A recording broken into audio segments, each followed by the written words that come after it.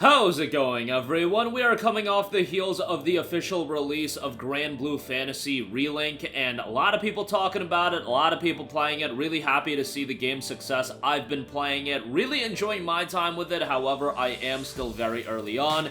You guys may have known that there have been a lot of games released in the last week, and I'm trying to juggle everything right now. Like a Dragon Infinite Wealth, I'm about 30 hours in.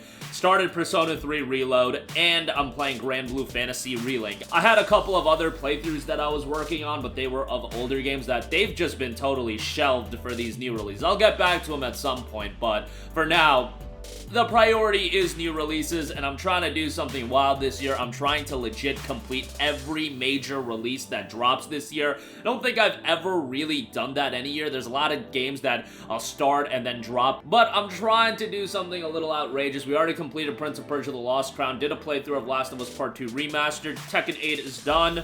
Those were all fairly easy. It's now the daunting process of the trifecta of Granblue, Like a Dragon Infinite Wealth, and Persona 3 Reload, which, yeah, say your prayers on that one. But, again, this is a pretty good problem to have, and I think any of you that play video games, you're pretty excited, and this is one of the most insane periods of game release ever, and really, one of the best ways I can remember that we've kicked off a year, especially with Prince of Persia: The Lost Crown being a total shock to me in terms of how much I enjoyed that game, and now I'm enjoying all three of those games I just mentioned. Tekken 8 was fantastic, even though I'm not the biggest fighting game fan. And Last of Us Part 2 Remastered, I mean, it was a remaster, but whatever, people like that game, so more power to you. No Return's pretty cool. The only thing that is a little bit of a bummer is the fact of there's been quite a lot of layoffs again this year, and that's something that I feel like we're going to get a lot of, given that's just the structuring of gaming as a business right now. Deus Ex getting canceled, layoffs over there as well. That's always super sad to hear about, but as far as the game releases themselves go, I think that's been rather good. But Granblue Fantasy Relink, leading into the release of that game, there was one very reiterated talking point, and that was the length of the game. And now as I'm working my way through the game, seeing how quickly the chapters do go by, especially if you're not doing the side content, which I recommend you to do the side content, you know, to level up your characters and whatnot, you can see that the main story of this game for a JRPG is going to be relatively brief. We've heard around the 20-hour mark. I foresee some people, if you rush through the game, you're going to finish it even quicker than that. But you know, let's, for the sake of argument, say it's a 20-hour game. I haven't completed it yet, but the talking point is out there, and a lot of people are debating it's a $60 game, a 20-hour main story, which,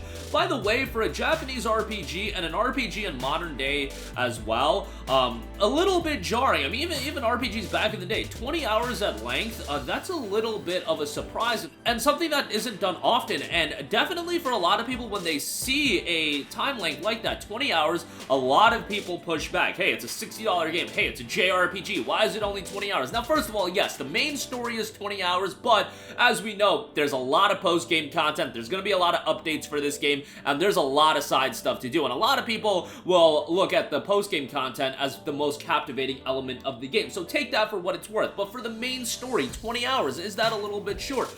It's a debate that you can have, and I am definitely interested to hear your guys' opinion, because you guys are going to have a more objective take on this than I'm going to have, because I am in a very, let's just put it out there, a very blessed situation that most people are not going to find themselves in, where it is literally my livelihood to play video games, give you guys my opinions, and I play the majority of games that come out. Most of you guys have a 9 to 5, you have a social life. Not to say I don't have a social life, man, I just made myself seem like such a schmuck, but you guys have a social life, you might have kids, you guys got a lot of other things to do outside of just play video games, so and your resources, your finances, they're gonna go to various areas, and buying a video game, if you're spending $60, $70 on it, maybe you want more content out of it, so on and so forth. It's easy for me to say, hey, I'm gonna play all these games, like if one of them is a little bit on the shorter side, that's actually a little bit of a benefit to me. And for you guys, maybe you're of the mindset where if you do have so much things going on in your personal life, you are of the mindset that, hey, a shorter game is a little bit better. From my vantage point, again, being in a little bit more of a unique position than most people, I mean, all content creators are really in the same position. If you're playing a lot of video games, you're in this position where you're playing a lot of these games, and a shorter game necessarily, sometimes it's a breath of fresh air.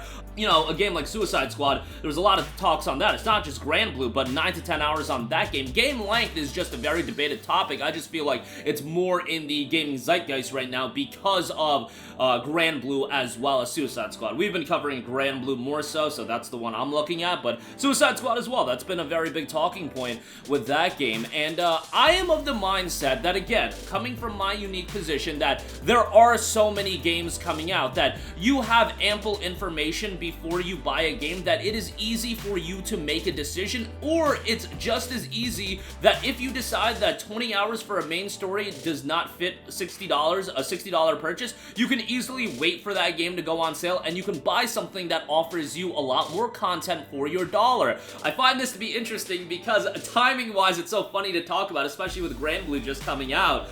Yes, 20-hour main story, again, you're getting a lot more content with the post-game content and everything like that, but just for the main story's sake. But right around this time, we also had the release of Like a Dragon Infinite Wealth and Persona 3 Reload, sandwiching Granblue Fantasy Relink. So, I mean, you can make complaints about the 20-hour length, but at the same time, you've got two monster Japanese RPGs coming out as well. I can see you make the argument that, hey, I don't want to play Infinite Wealth, I haven't played all the other games. Sure, make that argument, go play the other games then, and then play Infinite Wealth, and you've got a lot of catching up to do, so you'll be busy. And then Persona 3 Reload, anybody can jump in. So, this idea that Granblue Fantasy Relink might be a little bit on the shorter side, sure, if you want to make that argument for the main story, by all means make it, but it's not like you are lacking options for games that are going to offer you a lot more length in the main story.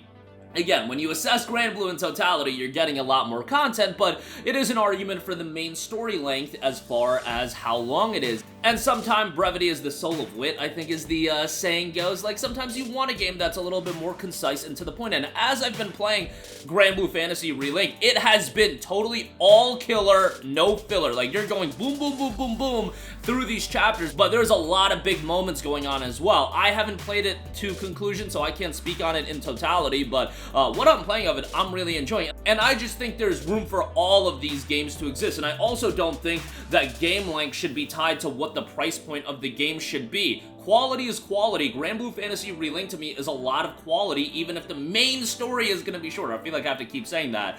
And then I look at upcoming games where a game like Stellar Blade is going to be priced at $70, and I certainly have questions. Not that I care that much about how long that game is, but I can see that game, given the style of game that it is, being 15 to 20 hours, are people going to be happy with a $70 price tag if a game like that is 15 to 20 hours? I think nowadays, because there are so many games coming out, I kind of don't care about game length that much. But I am somebody that is coming to the table with this opinion that is in a very blessed position where I can play all of these games, and playing games is my literal job, where I know the majority of people aren't in that position. So that's why I'm more so curious to hear from you guys what your take on game length is. It's a hotly debated about topic right now, especially with more games going to the $70 price tag, and we all know the $70 price tag, it ain't really stopping there when you look at Like a Dragon Infinite Wealth, New Game Plus being locked behind the Deluxe Edition, and so much DLC content, etc., etc. But again, I'm curious to hear what you guys think. My take is that there's so many games coming out